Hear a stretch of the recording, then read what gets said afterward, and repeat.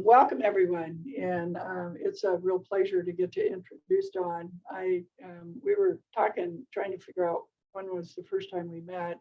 We've both been involved in planning issues for quite a while.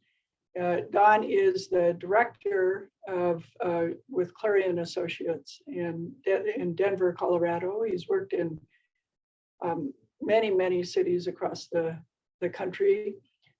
He's been with that firm since 1995. It says on his bio he's worked with 45 US communities, but I'm guessing that it's the number is actually higher than that. So we know that those span from Indianapolis to Albuquerque, and that he's also worked as an advisor for various US government agencies on international development in Uganda, for instance, for 2 years. And managed zoning projects that have state level awards from the American Planning Association in a variety of states. So he comes to us with a ton of experience. You may or may not know that he's working right now on the new zoning ordinance for the city of Boise, but this presentation won't be specific to Boise, it'll be broad. So any questions you have don't necessarily apply to what's going to happen in Boise. And with that, I'm going to kick it over to you, Dawn, to go ahead with your presentation. Welcome. Well, thank you very much. I'm pleased to be here. Thank you for inviting me. And it was worth the time to know a little bit more about the background of the people who are here tonight. So I'm going to try to share screen, always the most difficult part of my day, to try to get the screen sharing right. And after that, I'm going to speak pretty quickly just because I want to get to the end. I can tell just by what I know about you already that we're going to have some questions, and the questions are that you're a group of probably likely to have a broad set of questions. And so I want to get there. I don't want to use all the time reviewing it. I'm happy to go back once I get done to any part, oh, Don, that slide on X, I just didn't understand that. Happy to go back, but I'm gonna share screen, and once I do, I can't see your smiling faces, so we'll just make the best of it. But somebody say, yes, Don, I can see your screen. Yep. Yes, Don, we can see your screen. All right, great, good then. So let's get moving so we can go through this. Basically, I organized this presentation in two parts. One is for those who, well, the basics of zoning. How does it work? What is it? And what about these words I have heard in the connection with zoning? What is that? But perhaps more interesting to some of you in Idaho Smart Growth would be current trends. Where is it going? So there are kind of two parts, the basics and the what about, and then current trends at the end. The reason we're doing this is that I often run into people who are deeply involved in planning, but they think once they get the plan done, it'll happen. That's going to happen. And the answer is probably not, unless you change the law to align with the plan. And so even though it seems like nuts and bolts and it looks like it's in the weeds, and why is he explaining that phrase? It's a kit of tools, but it's a very important kit of tools because you actually do have to understand what the words mean in these various processes and approaches and types of regulations to make the future change. Otherwise, and I run into this all the time, Don, I spent 3 years on the comp plan, but nothing changed. And the answer was, you didn't change your rules, your incentives, you didn't get rid of the bad ones. You may, usually something changes because council changes the way they invest money, but the development didn't change. That's because zoning didn't change. So I want to go on with that. I'm going to minimize my picture so I can see all my screen here and then go from there. I think I can do it now. There we go. So if I can, I do want to start with this basic distinction. I know that you've talked about comp plans and the difference from zoning. Zoning, has to do with these things. What can you do? How big can it be? How much of your lot can you cover? As opposed to subdivision.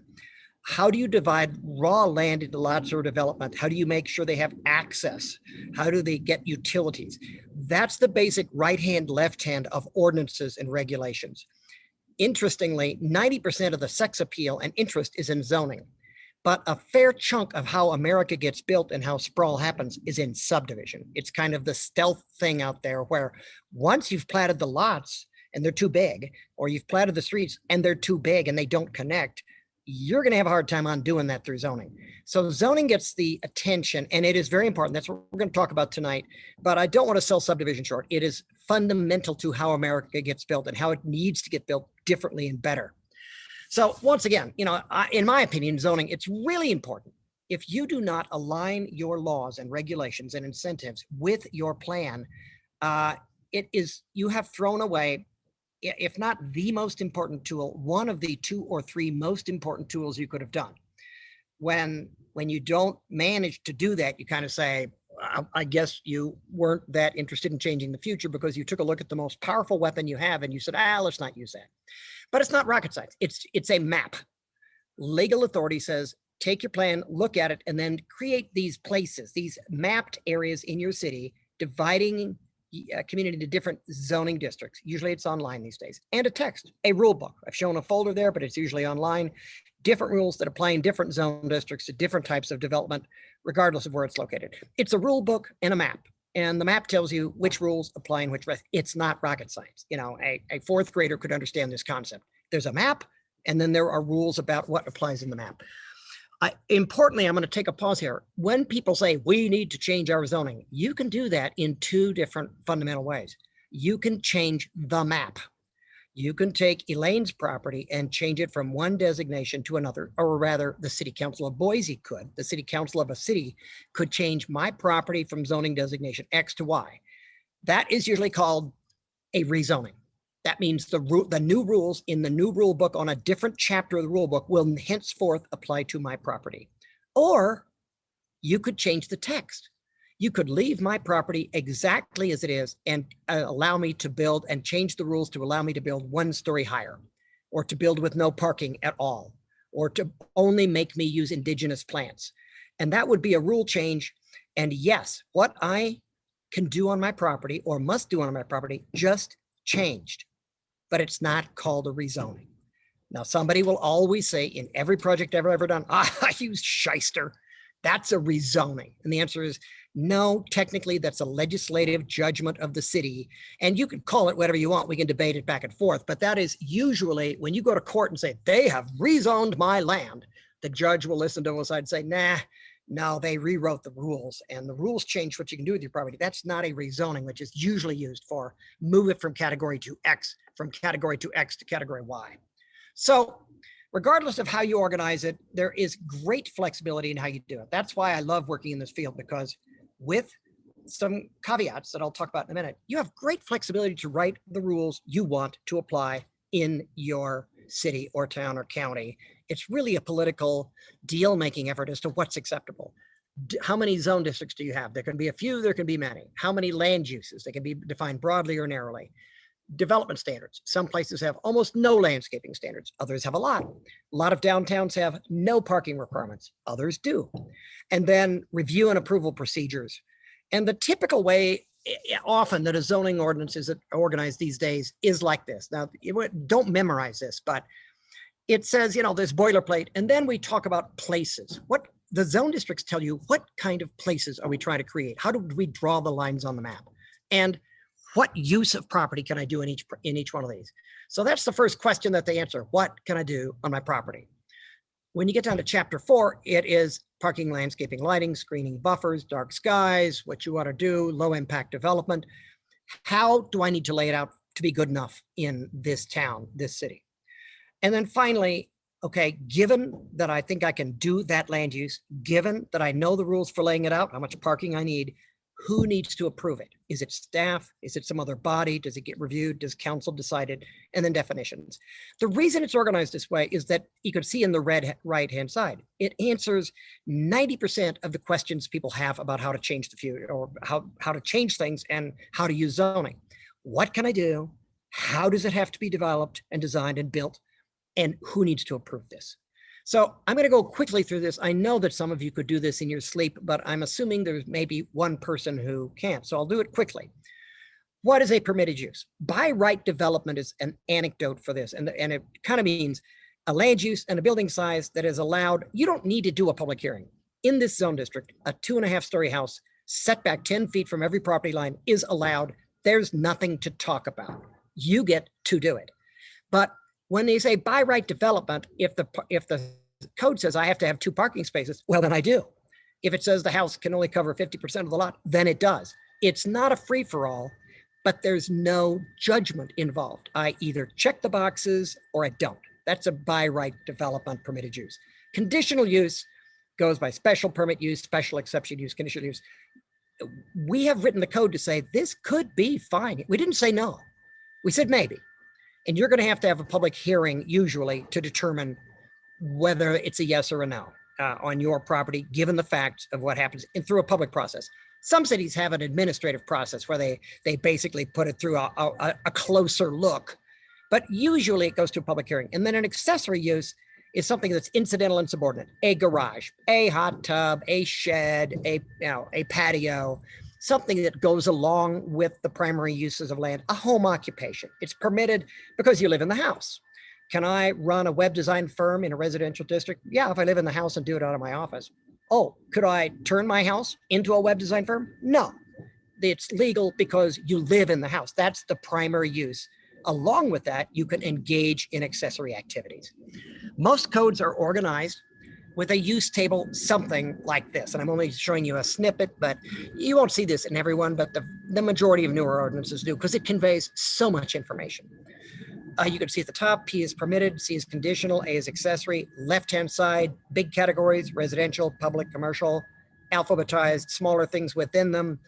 And then their groupings. Is this a residential district? Is it commercial district? Meaning something you could do either residential or mixed use at the same, either one. You choose. You can do a housing or you could do an office building or mix them together. Or other, and that's usually open space, airport, industrial.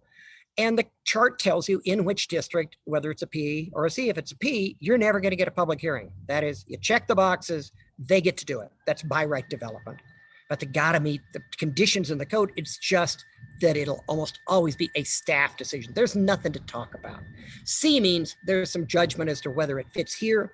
Right-hand column says, yeah, but there's some if, ands, or buts. And I'm making this up. Food and beverage, okay, I can do it. Or let's say bed and breakfast, I can do it.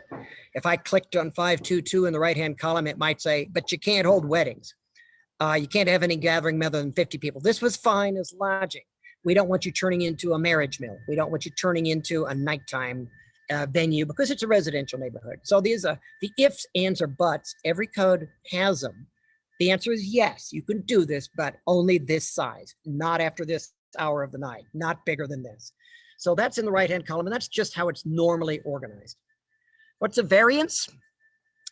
An approval for a building or a use that does not meet zoning standards due to undue hardship based on site conditions and that the owner did not cause, which usually needs to be approved after a public hearing based on criteria in state law. So I led this because people bandy this word about.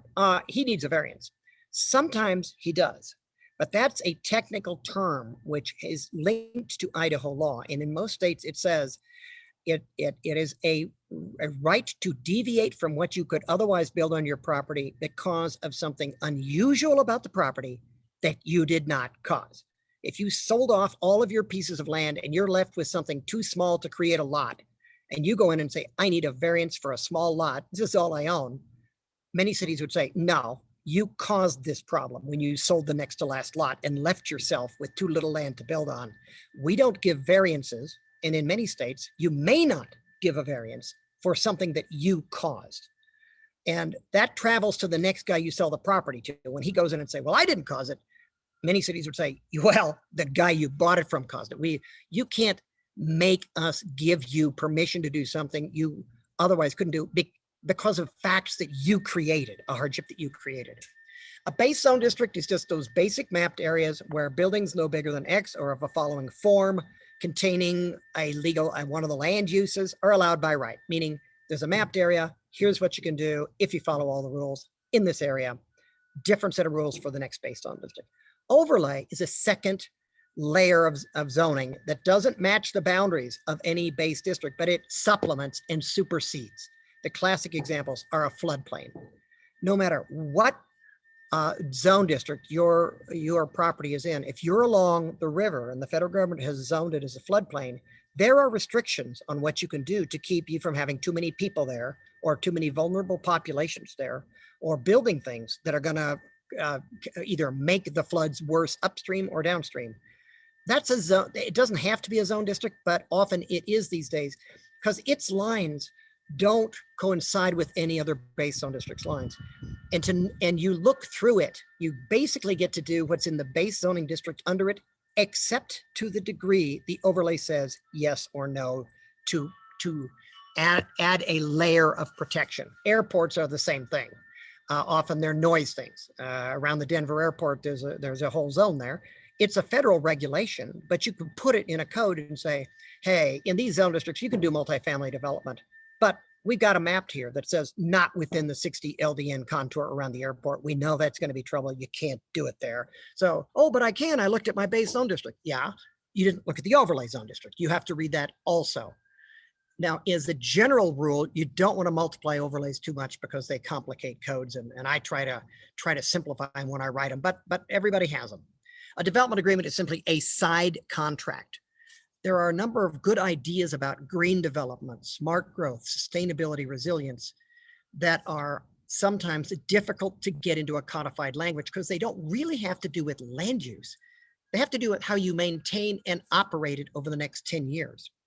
If you really want that to happen, sometimes the city needs to operate into an agreement. So we'll rezone your land, we'll recommend that it be approved or a development be approved, but we need you to agree to manage it and maintain it and operate it so that it achieves its goals. It really is not a question of yes, you can do a hotel, no, you can't do a hotel. It's or yes, we're hereby approving your permeable pavers parking lots, but you do need to agree. We want a contract with you that you will clean out the pavers every 5 years so they continue to function.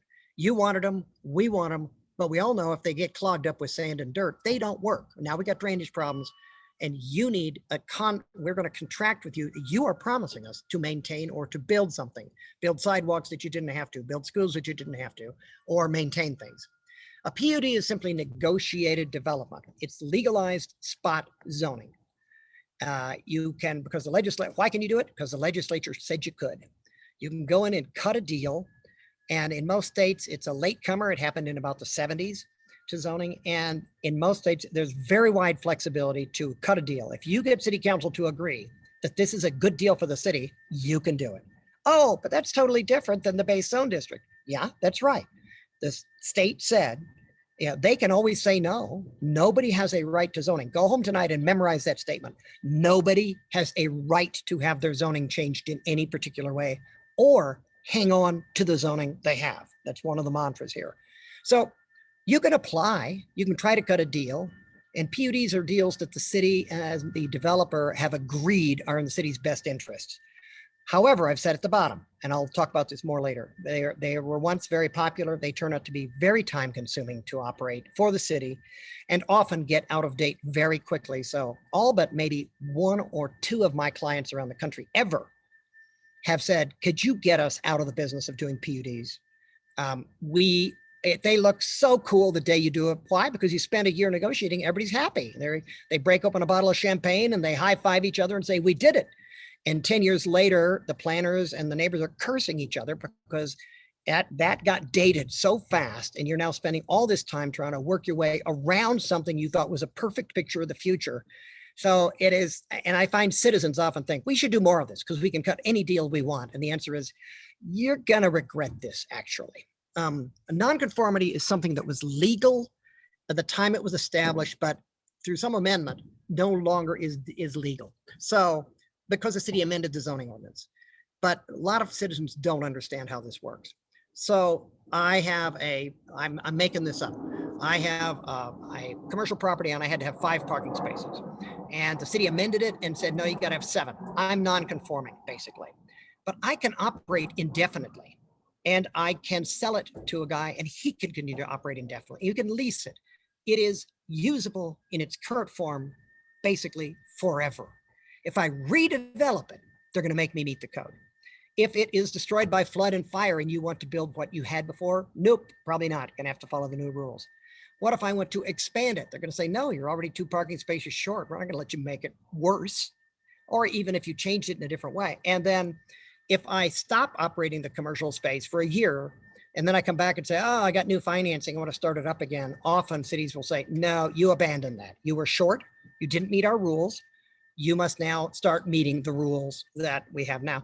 Now, this is an area where cities are getting more flexible for a whole variety of reasons. We can talk about, sometimes they say 3 years now, sometimes they say, you know, we only apply this to serious differences from our current standards, not to minor differences. Non-conform, but that's a technical term that most citizens have a hard time understanding. Vested right is another one that many people just don't understand. It's the right to complete an approved development per the rules or standards in place at the time it was approved. This pre-exists zoning. There has always been vested rights, basically, because even if you went to the government and said, can I do X? And they said yes, and then they changed their mind later, even before there was zoning, you could probably win a lawsuit. The government can't say, yeah, and then you invest your money to do it, and the government comes back later and says, nah, we didn't mean that. We were wrong. We read it wrong. So vested right is, you can do it under common law, and then many states have ordinances. Here's what I want to point out. What vested right is a technical term. It is often used anecdotally by citizens to mean, well, I'm doing it, so I have a vested right to continue doing it. Answer, be careful about using that word. You may not have a vested right to keep doing it. Look at the top of this. An approved development per the rules, an approved development. The government at some point in the past said it's okay to do this.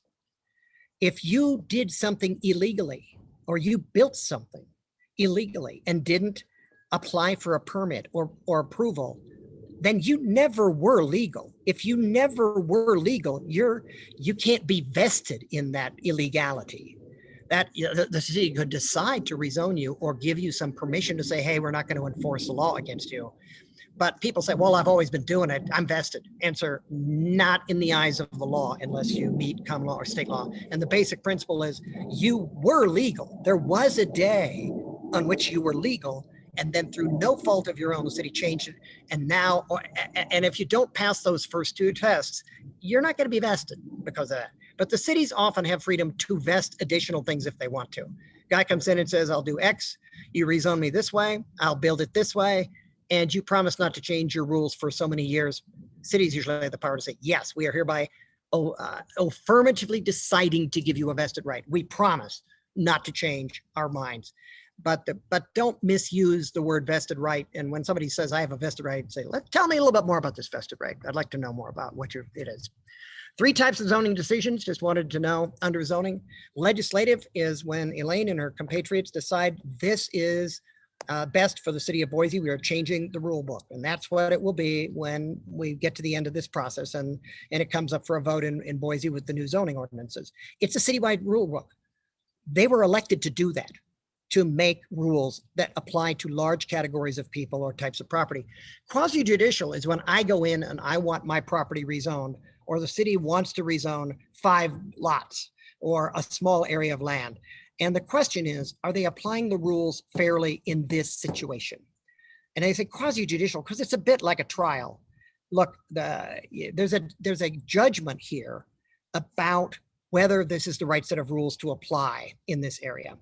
And the judges, and if you appeal that decision, the judge needs to know you were treated fairly. And that nobody made a mistake in applying the rules to your property and the criteria to your property. And administrative is simply a staff decision, yes and no. By the way, you can also give staff decisions to say, check the boxes, and here's some leeway to depart from the boxes because it's good planning, because we've defined how far you can deviate. So I think I'm going to go through, I'm going to skip because I want to get on to trends, but I don't think this group is going to have this problem, but I sometimes have people say, what about property rights? And the answer is property rights never were the right to do whatever you want to do with your property. It varies. And essentially, I get people angry at me in some areas for saying this. You know what property rights are? They're the rights to use your property within the limits established by the city, provided they don't violate the Idaho state laws or constitution or the federal constitutions. So there are limits. You can't be unfair. You can't do various things. But the bottom line is, I have property rights. Yes, you do. You have exactly the property rights that your local government gave you, provided their rules are consistent with state and federal law. There are 2 final things here. One is due process. And this is something that, again, knowing this group, I probably could skip over this, but this idea that in a lot of times when you're dealing with zoning, you do need to have notice in a public hearing to change the rules. If it's a quasi-judicial decision, you often need a right to ask questions back and forth. If it's a legislative hearing and people are testifying about a new zoning district that's going to apply broadly throughout the city, and they say, well, I'd like a right to question Don Elliott about that. Due process doesn't require that. City council's making a legislative decision. They can have them question me or not question me, or it's not a trial. It's a judgment, and city council is perfectly able to make a decision regardless of whether they allow cross-examination. In quasi-judicial, it's very likely that people have a right to say, you know what, I disagree with his facts, and I want him to explain why my facts are not the same as his, why he thinks my facts are not right. So once again, the last part of due process is you can't make up rules as you go along. Most states and most cities say, before you can apply a set of rules to Eric's property, they got to be on the books. So Eric was aware that rule would come up. You can't just have Eric bring in a new idea and you say, wow, that's got some impacts. We're going to say no for that. We're going to condition it. And Eric throws up his hands and says, well, how was I to know? You never said you were going to check for that. So usually due process requires that you have adopted rules before you apply them. Regulatory takings is another widely bandied about concept that is badly misunderstood. And I'm not going to read this whole thing. I'm going to read the second and the fourth bullets, the second and third. This is the other mantra you should say when you go to bed at night. Regulatory takings are measured by what the uses and developments of property remain available after the government's action. Everything the government does can be portrayed as you took X from me. So that can't be what it means. The whole system of land use is there are rules and there are processes to change the rules. If you follow those processes, that's how government works. The rules change.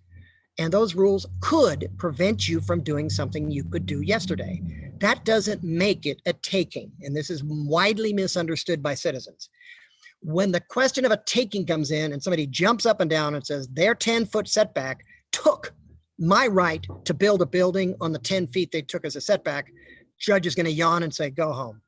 It's judged by what remains. Can you still build a house on the property? Yes, you're probably going to lose the takings lawsuit. You have to leave the owner with a reasonable and economic use of the property, but that's not anything you can say, hey, that's reasonable. And it's not the use that Eric says is reasonable, even though others might disagree with him. It's a factual question.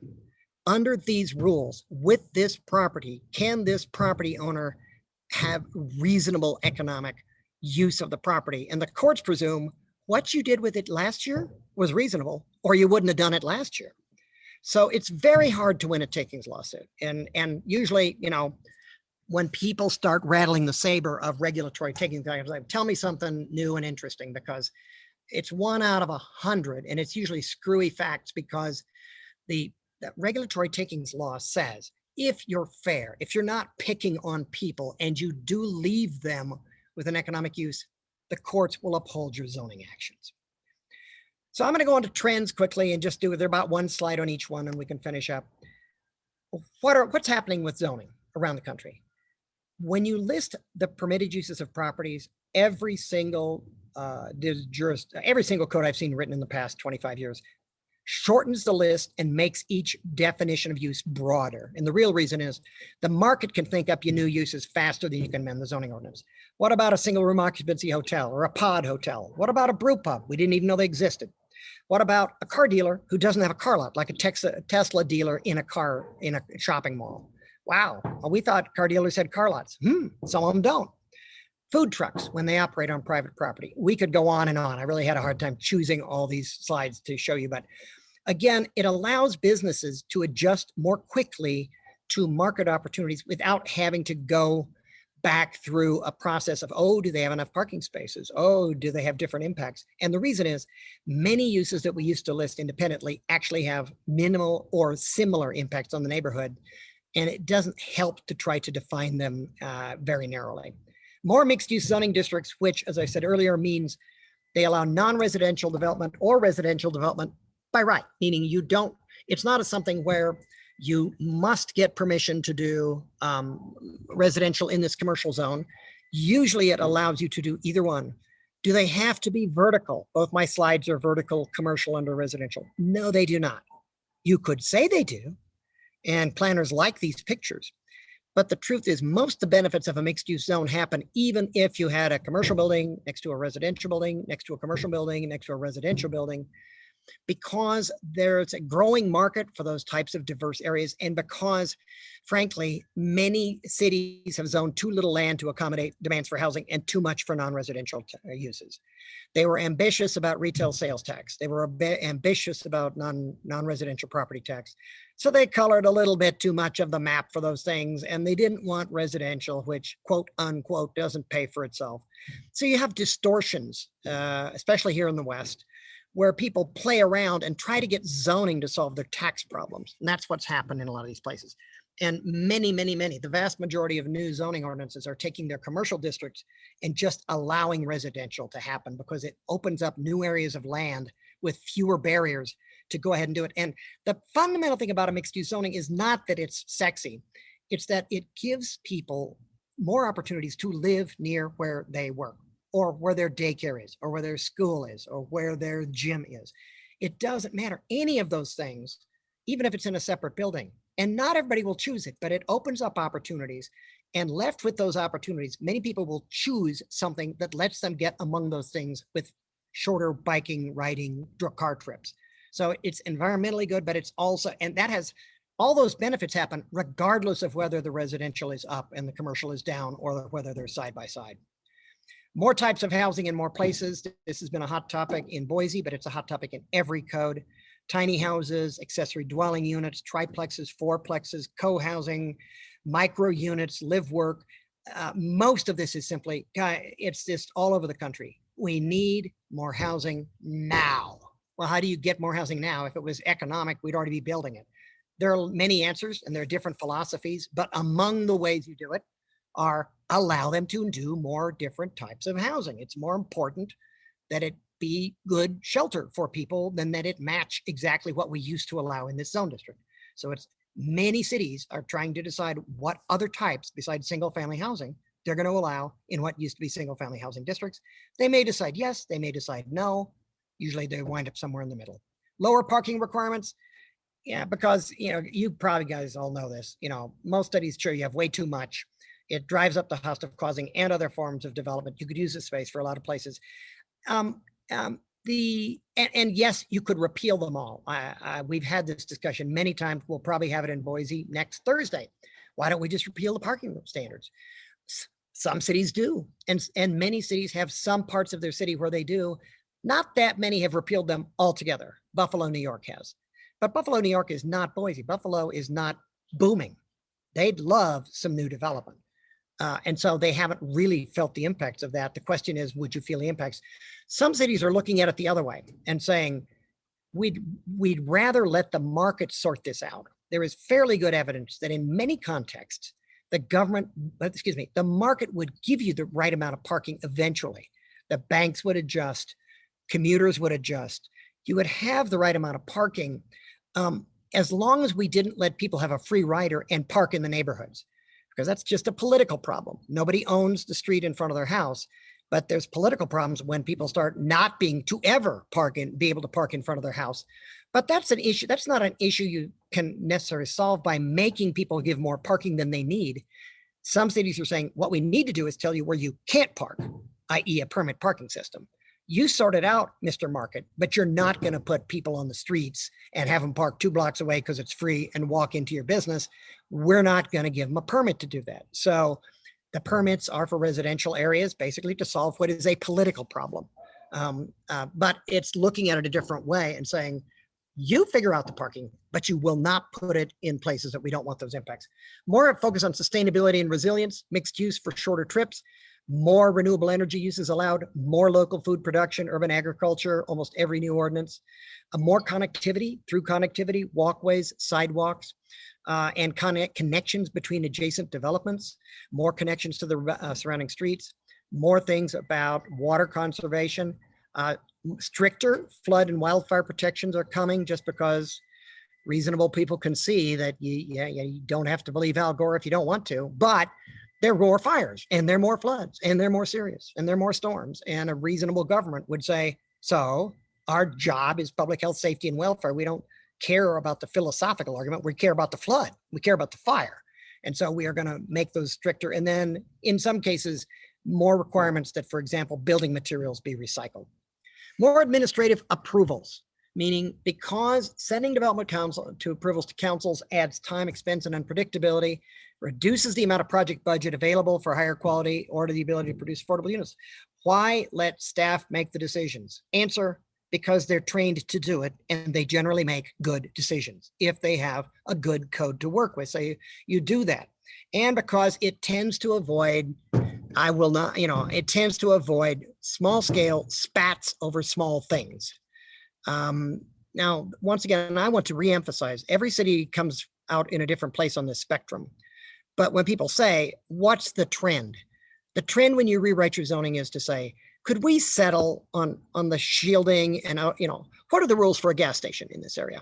If we can decide that it's okay on a collector-collector intersection or arterial collector intersection with X buffering and no cars stored outside and lights turned off at 10 and nothing taller than X, if we can just agree on those rules, let's do that and not have a hearing for every gas station on these corners. Let's decide on the rules and then let staff apply the rules. And if people think they're unfair or mistaken, they can appeal it. But it's time, expense, and unpredictability. When you talk to builders about affordable housing, they often mention this first. If you would keep me out of the brain damage of the public hearing process, I would agree to do a lot of things because I could spend the money that I would have otherwise had to spend to get through a contentious process on designing it better and making it more affordable. In addition, along with that, there is a trend towards more administrative adjustments, meaning that if you come in and say, look, I got a weird lot and I can meet all the setbacks but one, or I can meet it close, staff without a public hearing can say, you're right, we are going to approve the site plan with these deviations and we're going to document the reason why we did it. So the reasons are in the ordinance, but these are professional planners. What are you going to make the guy do? Go to a hearing because he's got a weirdly shaped lot and he never got along with his neighbor. And now his neighbor is going to object to the variance. And the truth is, it's just a weird lot. He's doing the best he can. It's within a foot. It's within 10%. This table is from a jurisdiction where they just laid it out and said, here we are hereby, we counsel, hereby authorize staff to make these types of adjustments without going through a variance or coming for a rezoning if they document that the criteria related to this. The guy's not just asking for a favor, he has an easement. He has a lot, he has terrain, he has soils, he has something going on here that's weird that he didn't cause. And we're just gonna say life is life, that's close enough. Less negotiated zoning, I won't belabor this because I think you guys know it. They're very time consuming over the long haul and frustrating. They turn out to be frustrating to the same people who loved them the day they were adopted. More attention to building form, I'm almost done. I'm gonna finish this quickly. And that is there is form-based zoning. It's been quite a conversation in Boise and in many other jurisdictions. It's a rebalancing. I showed you a use table earlier. Starting about 1990, code writers came in and it was really an architectural and design industry thing that said, think about downtowns, think about activity centers. It matters less what's in the building than that it fit into what's around it and it helped generate economic activity and housing units. And that building's going to be there long after that hotel has gone out and it's been turned into apartments or offices. Just look at the older cities. They reuse buildings. So focus on the form and the fit and then lighten up on the uses. And again, this is also driven by residential neighborhoods sometimes who say, I'd like the form of the houses near me to be similar to my house. So this is what, when you hear form-based zoning, here's what I want to tell you. It's not a thing in quotes. I should have put quotes around it. It's not the smart code, which is probably, if you haven't read it, you should read it. This is a very valuable contribution to the zoning discussion. It's a very good book. Very few people follow this book because it's kind of a purist philosophical approach to this rebalancing. My firm did a study of 6 cities a couple of years ago at the American Planning Association's request, studied I won't read them, and we thought it would work out this way. The point of the book was, how are people doing form-based zoning? So we thought, well, Austin's just dabbling in it and Miami's gone completely and they've basically adopted the book on the left. The book on the left was written in Miami. The mayor said, hey, we'll do that. They spent years, was very contentious. But if there is a city in the country who did that smart code book, it's Miami. We thought it would way out that way. Guess what happened? Every city picks and chooses the parts of form controls that they want to choose. It is not linear and it is not at all predictable. So here is something we've used several times. When you think of form controls, you could just say, it's just that the building has to be near the street. It's just that the parking has to be behind the building. It's just that the entries to the building have to be facing the street. It's just that you need to have some sort of pedestrian connection over the sidewalks. It's just that you need to follow some roof forms that are consistent with what's around it. Or you need to have windows on the facade. You can just see how these things get more complex. The point of this is, it's not a thing. Every community chooses the elements of form that it feels are important to reinforce fabric, particularly in downtowns and in activity centers, to a much lesser degree in residential neighborhoods. You can write it, I can write it, we can all write it, and it has been done, but you can sometimes stare at a downtown and see that they're using some form controls, very rare in the in residential neighborhoods, because we know how to regulate houses on lots. We've been doing it since World War II. And it doesn't really matter which tool you pull out of the toolbox, it turns out looking pretty much the same. So what aspects do you want to do? Do not zone to a picture. That's like writing a PUD. Good, we've had 4 meetings, we like the drawing, do that. I guarantee you, A, it'll get out of date, and B, the third guy in will say, I got a better idea. And everybody say, wow, we never thought of that. But now we got a regulation that says you can't do that. Sorry, we should have been thinking elsewhere. Don't zone to a picture.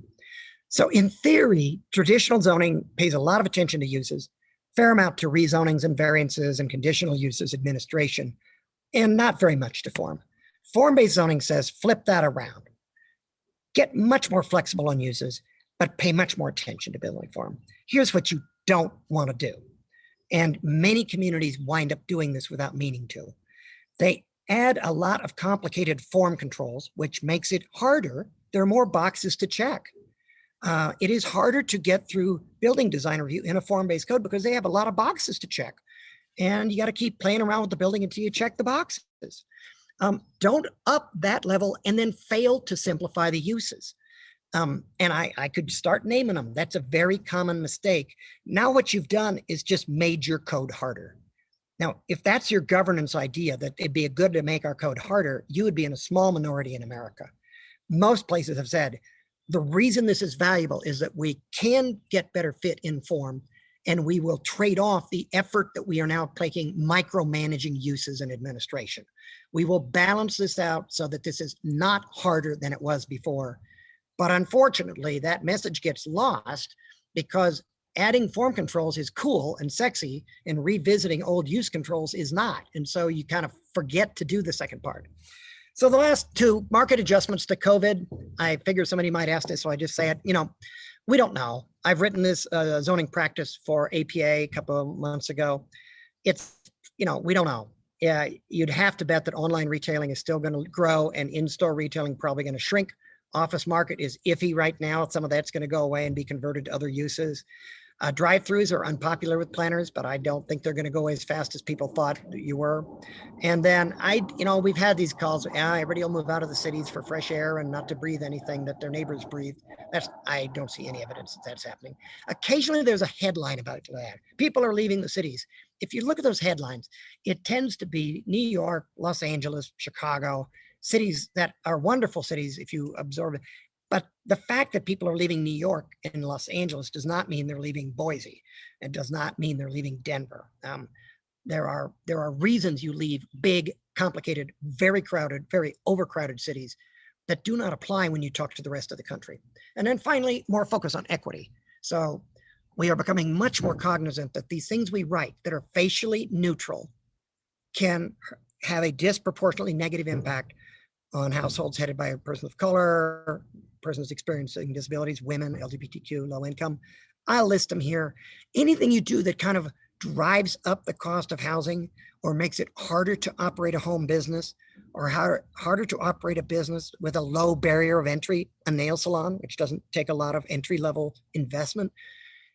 Those are they look facially neutral, but anybody who knows it kind of says, yeah, but you know who's going to be hurt by that. It's the people who don't have a lot of job options, and this is what they can do. And so along with that is environmental justice, only allowing multifamily in places where it's going to have a lot of highway pollution or other pollution.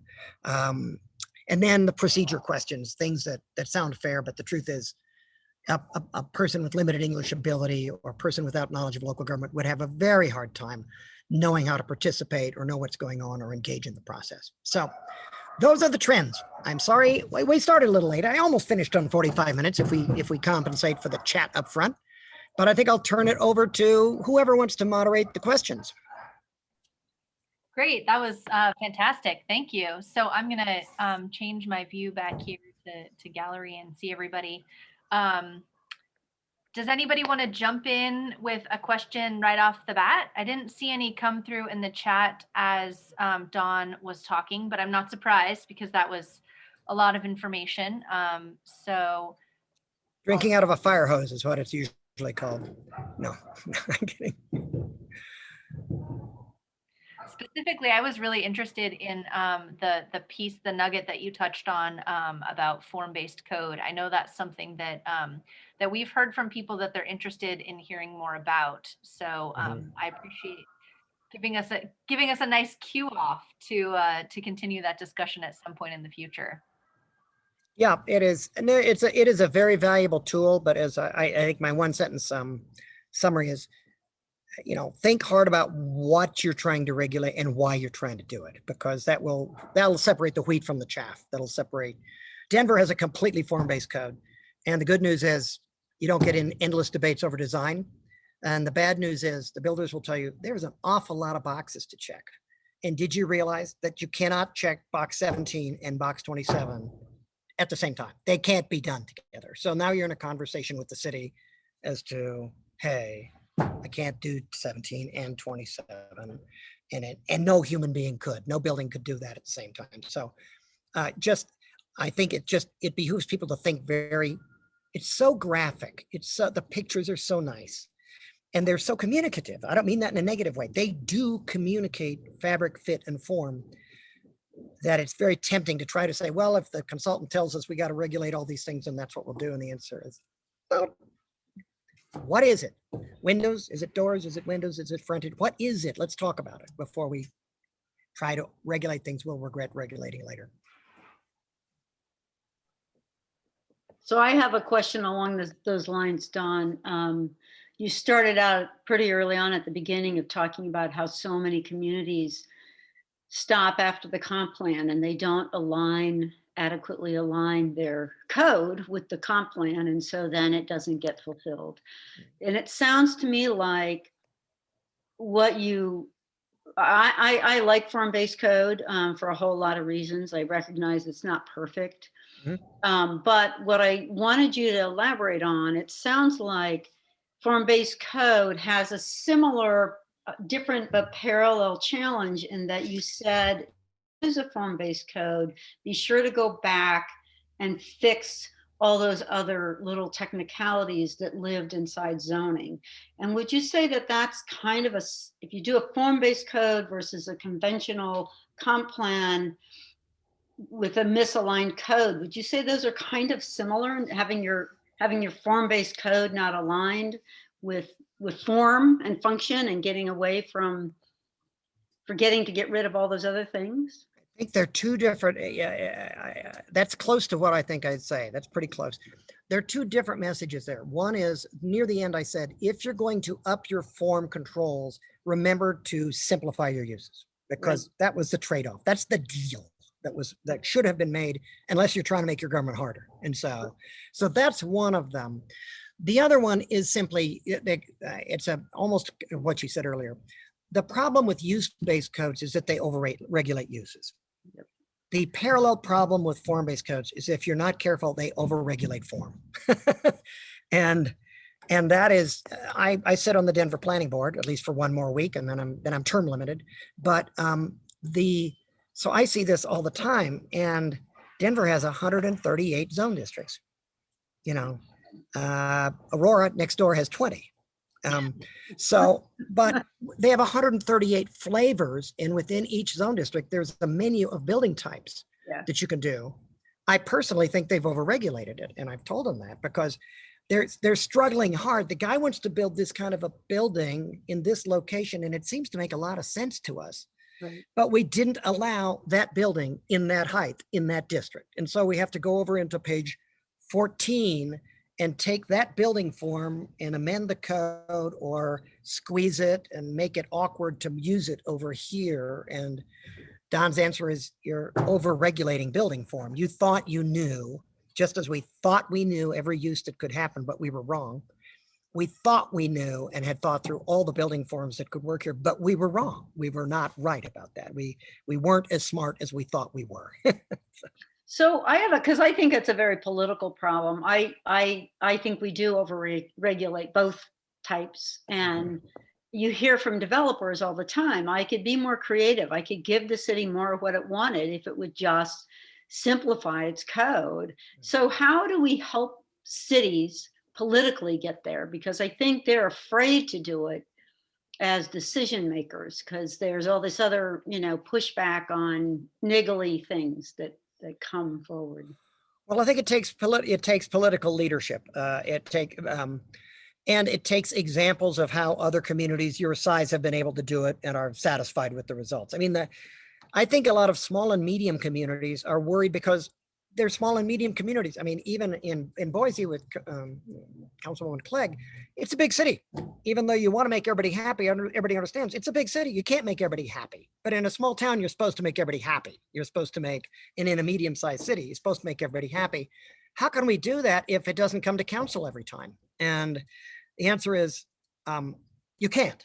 But frankly, governance is actually not about making everybody happy. Governance is about using fair processes to come up with rules, which you then apply fairly. And sometimes they make the results of those rules take you where you want to go, but people get unhappy in the process. But that is not a fundamental purpose of government to make sure nobody's unhappy at the end of the day. And so you have to show them that other cities have delegated authority, adopted standards, and it's a quid pro quo saying we've got more standards on gas stations, but we're not going to send them all to a hearing. And by the way, there are examples of other cities who've done this, who have said, oh, yeah, we're happy. Yeah, we get complaints, but rather than having a battle over every gas station, the citizens have come to understand we made those rules. And if we want to change the rules, we'll change the rules. But we're not going to argue about each one each time, and to provide examples to cities of other cities that say, we're actually quite happy to have made this change. So I don't know if that's responsive. I hope it is. Thanks. I have a follow-up. Go ahead. I'm sorry. Who did I jump in? No, you go ahead. I was just going to do a follow-up to your example of the one that was not the right height for the zone that it was trying to land in.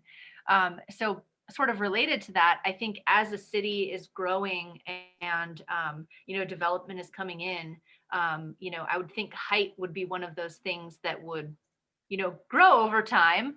So how often, if you're doing that form-based version, how frequent does it become that you would need to make amendments or update that vision?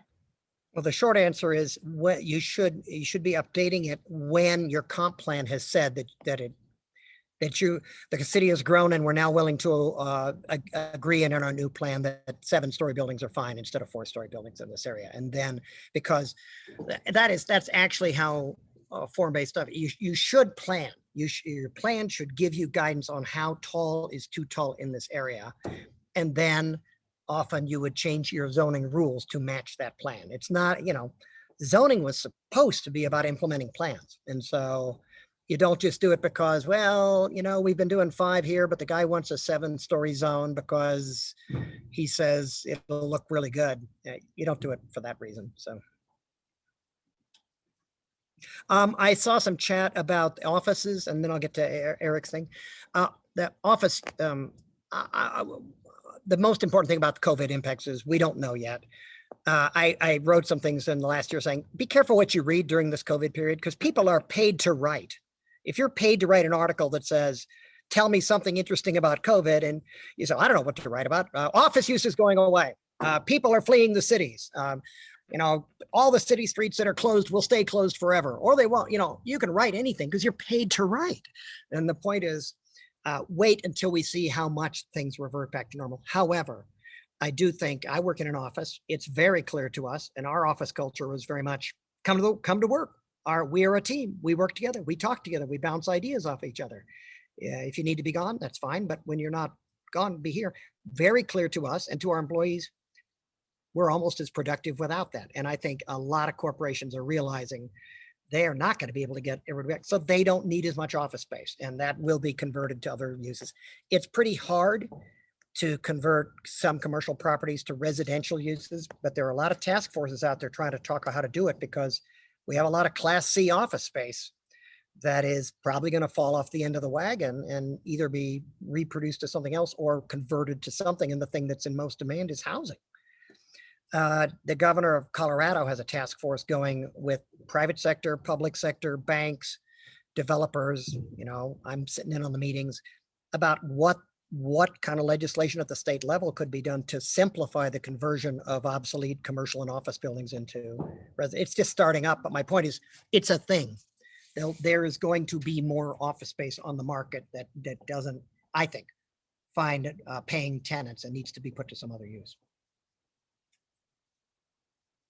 Can you speculate on what other types of use? Yeah, residential is the one that's in biggest demand.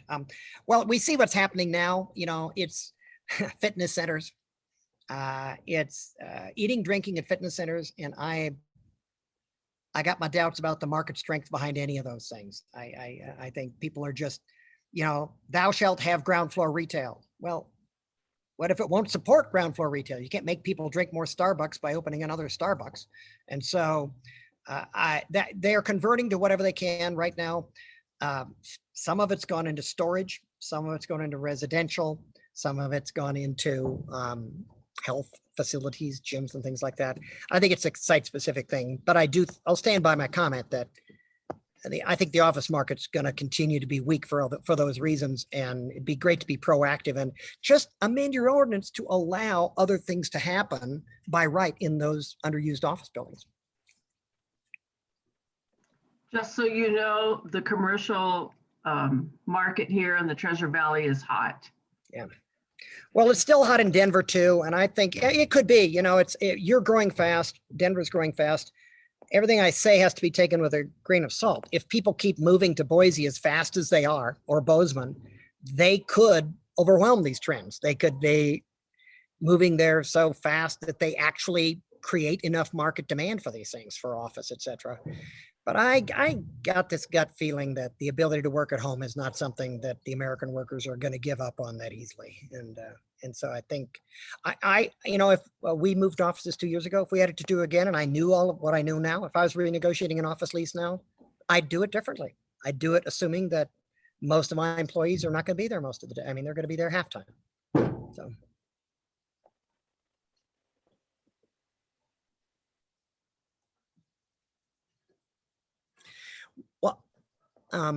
Sarah, Eric, did you get your question answered? Oh yeah, Eric, right. Oh, no, I was just kind of following up on something Don brought up earlier about sort of, having cities sort of review the reasons behind some of their ordinances. And I know as I've worked in, small rural communities around the state over, years, a lot of times they have these minimum lot sizes and minimum square footage requirements. And when I ask, why is it set here? The new people kind of scratch their heads and say, I don't know. And the old timers will say, oh, we did that to keep the mobile home parks out.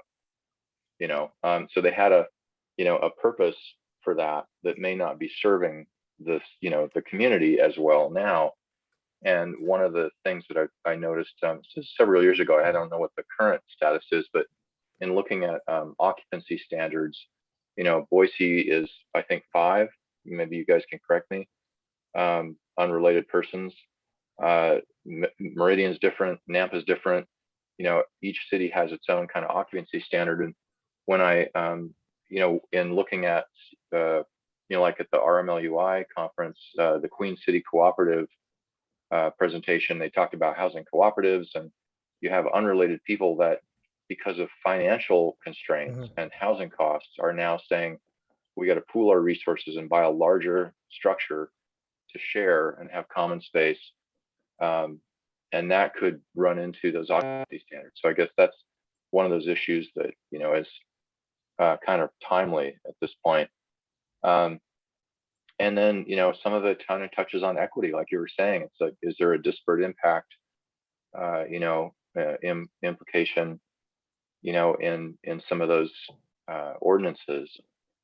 And I have a question for you, Don. So what's the latest with Pima County and their visitability standards for single family subdivisions?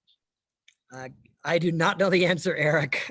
Thanks for assuming I would, but I don't. I'm aware they were in a process of revisiting them, and visitability is a topic I could have added to the trends. Visitability meaning it's not fair housing, but it's residential design, assuming we're going to need more places that are usable by the elderly as we all get older. And it's happening in a number of communities, but I don't know about Pima County in particular. So maybe you know more than I do. Well, I'll throw out, you know, just an example in, say, you know, Harris Ranch area, Barber Valley. I'm on the Idaho Access Project board, and we've been doing some, you know, kind of neighborhood access audits and things around town. And, you know, knowing a couple of people who use wheelchairs that live out there, they bought homes in the subdivision. These are new homes, but they had to spend tens of thousands of dollars to make them accessible to wheelchairs. As opposed to allowing a civil engineer, you know, to kind of just grade the site and create a zero-step entry somewhere into the house, which would cost next to nothing. And so one of the things that really struck me was, you know, my friend Jeremy Maxton, who a lot of you guys know, he said, you know, I spent money to make my home accessible or visitable, but if my neighbors invite me over to dinner, my wife and I over to dinner, we can't go because I can't get in the house.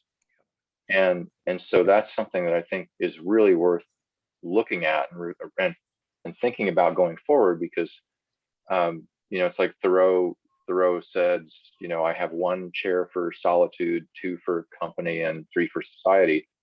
If you want to make a neighborhood or a subdivision a community, it's important to be inclusive somehow, and that, I think that's part of, you know, what I'm thinking about. And I don't know if it really pertains to the ordinance review or zoning review that you're working on now, but it's just something that comes up a lot.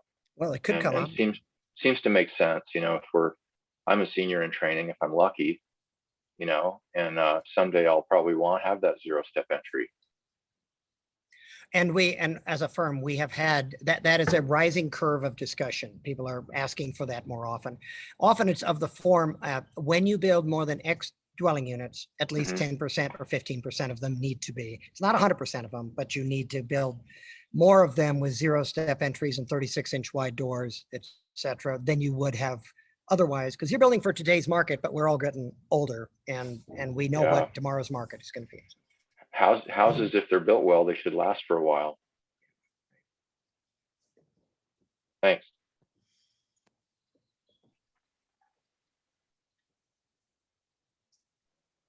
I'm going to have a moment of awed silence as I give anyone else an opportunity to jump in if they have any other questions.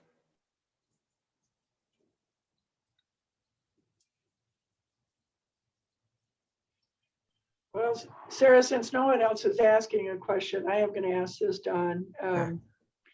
Boise has a specific plan allowance in our ordinance today, and through it, we were able to get a couple of developments that did sort of break the rules, if you will. Yeah. And going forward, I've been curious what you thought about keeping that allowability in there. And if we do continue to allow specific plans, are there any parameters we should put around them?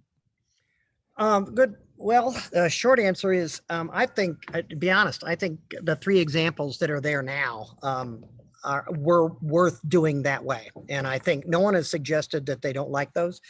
No one has suggested to me so far that they're hard to implement. And that's usually what you get people saying is, boy, I'm just spending all my time on PUDs and not doing anything worthwhile here. Nobody has said that to me about your specific plan. So I think it's a good tool. And, it's been a kind of a silent topic. I'd be very happy to have a conversation with you or any of the task force as to whether you're aware of weaknesses that we should try to fix in that process. But it's so far, no one has suggested it. And I am not aware of weaknesses, but maybe you are. Maybe you know of things that you'd like to do differently. I will say this. In those cases, my perception was there were substantial public benefits given in return for that flexibility. As long as you're getting what you want out of it and you're not drafting it, tying it up in knots, you ought to have that tool. I usually say, well, the problem with negotiations is once you have the power to negotiate, everything starts looking like something you should negotiate. And you do not want to get into that.